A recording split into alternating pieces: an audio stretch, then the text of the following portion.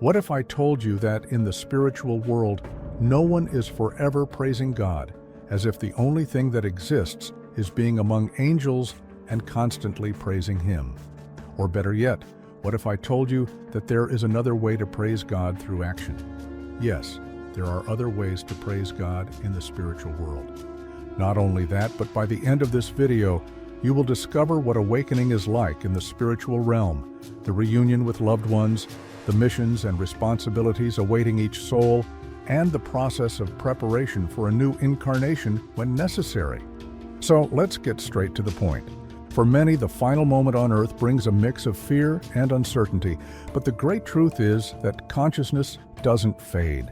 It awakens. And it is at this moment that the soul faces a new reality, completely different from the one it knew. Some feel lightness, peace, an indescribable sense of freedom. Others, however, awaken amidst shadows, confusion, and sometimes despair. But why this difference? The state of the soul upon awakening in the spiritual plane is not a mystery, but a reflection of what we carry inside. Those who lived with love, consciousness, and balance generally make a smooth transition, welcomed by familiar presences and feeling an indescribable expansion. Those who departed tied to grudges, materialism, or regrets might find a very different landscape, a dense, chaotic environment where the shadows of the mind take shape and project a painful reality. The spirit realizes it is alive, but the world around it responds to what it feels and vibrates. For the prepared, there is an immediate recognition of the continuity of life, a deep relief, like waking from a strange dream and remembering who they truly are. But for the unprepared, there is shock, fear, the attempt to deny one's own existence. Many try to return to earth, scream for the living, touch their bodies, until they realize no one can hear them. For those who fall into this dense environment or seem to wander among the living, once they understand their reality, change their vibration, and seek help, they are rescued from this place and taken to another one, with more peace and light, where they are welcomed. It is important to remember that each person's experience on the other side of life can be different at this moment.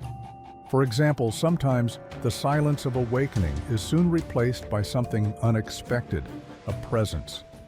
Sometimes a familiar face appears on the horizon, radiating a comforting light. Other times, gentle voices call the newcomer, guiding them to an emotional reunion. Family members, friends, even former loves, souls that left before now approach, smiling, extending their hands. What seemed like an end, in fact, becomes a welcoming embrace. Some may flee, some deny, some cry upon realizing the time lost. And it is at this moment that spiritual mentors step in, beings of elevated consciousness who act as true guides in this new world. They do not judge, do not impose, they simply illuminate the path, helping each spirit understand what comes next. In the spiritual realm, there are no random encounters. Souls gather according to their vibrations, creating circles of learning and evolution.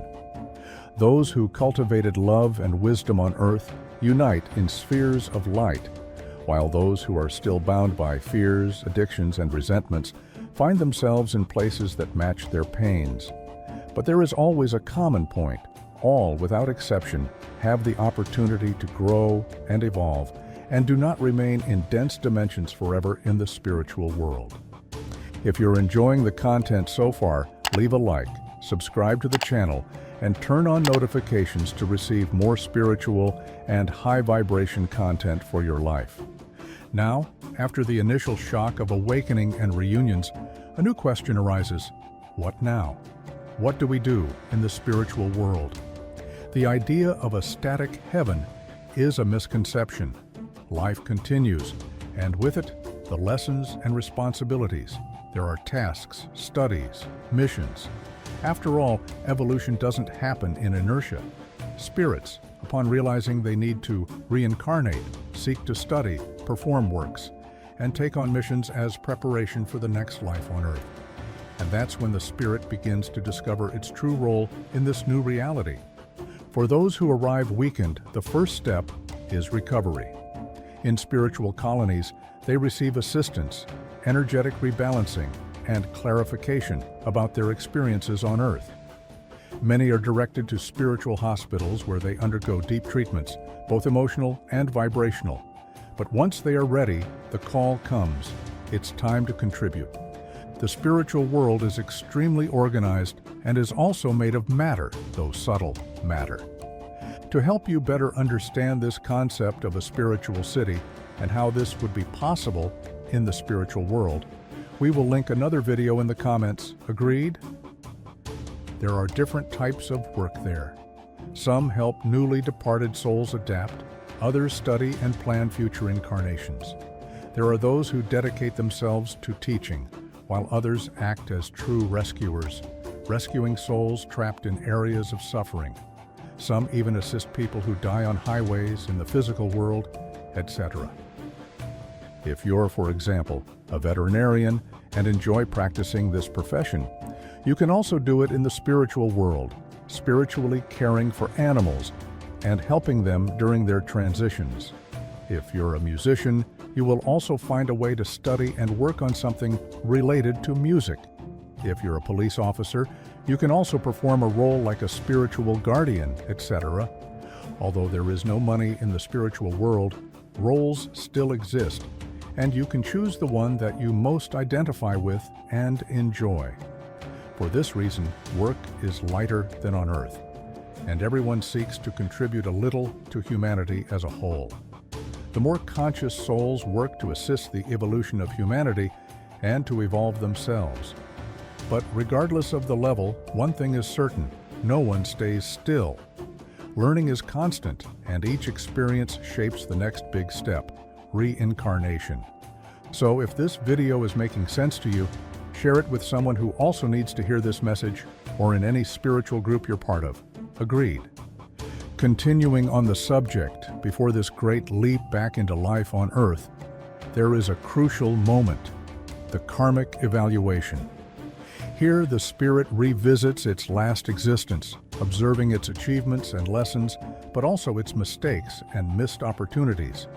There is no condemnation, only understanding. And with that, the inevitable question: what comes next? Mentors and spiritual guides assist in this process, helping the spirit choose its future trials. The most urgent lessons are determined, the talents to be developed, the ties to be mended. The family, the culture, even the physical and emotional challenges are carefully set. But here is a surprising detail: the spirit, in the vast majority of cases, actively participates in this choice. Often, it accepts difficult challenges, understanding that only through them can it truly grow. They try to face difficult situations in one life so that they don't have to return 2 or more times. Although there is a limit, because the spirit cannot bear a burden heavier than it can carry. And then comes the most delicate moment. The spirit feels the call of matter approaching. Farewells are made, promises renewed, and a last exchange of glances happens between those who will stay and the one who will depart. There is a mix of anticipation and melancholy, because upon being reborn, all memories of the spiritual plane will be temporarily erased. The soul plunges into forgetfulness to live its new mission on Earth. And so the cycle begins again. Reincarnation is not a punishment, but a grand opportunity for growth. Each life is a new chapter, each experience a new step on the infinite ladder of evolution. But are we truly taking advantage of this chance, or are we wasting the precious time we have here? If every experience on Earth is an opportunity for growth, are we truly taking advantage of it? Or are we letting ourselves be carried away by fear, ego, and distractions of matter? And leave in the comments, have you ever had a spiritual experience that changed your view of life and death? Let's continue this conversation in the comments. See you in the next video. Peace profound.